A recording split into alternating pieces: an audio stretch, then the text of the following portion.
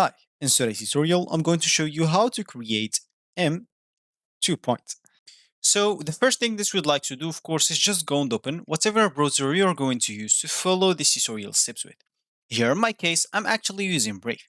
But of course, in your case, you can use any other browser could be possibly working for you. Once you open that browser, make sure to go into this URL section and simply type bluehost.com and hit the enter button, which will actually take you into this page, which is going to be your home screen or your main screen on the Bluehost website. Of course, if you want to log in into your account and if you already have it, simply click as login button at the top right corner.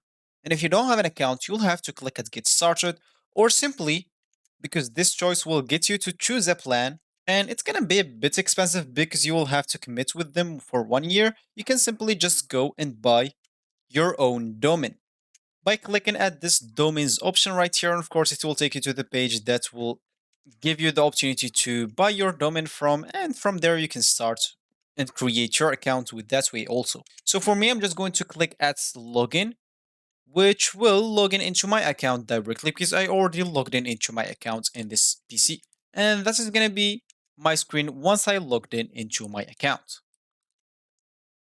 So as I said in the beginning of this tutorials, we would like to create the M2 points. And of course, if you want to do that, you will have to click on this advanced tab on this left panel.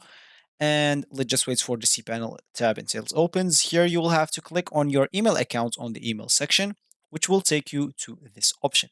Here, you can simply go and create an email by clicking at this option. So here you can simply enter your username, your password, and of course you can stay on this page after you click on create. If you want to create another one, so just go and check this. So that's what I meant by the EM double points. It's an email though. So that's all actually for this tutorial. I hope you like it. Thank you guys for watching and goodbye.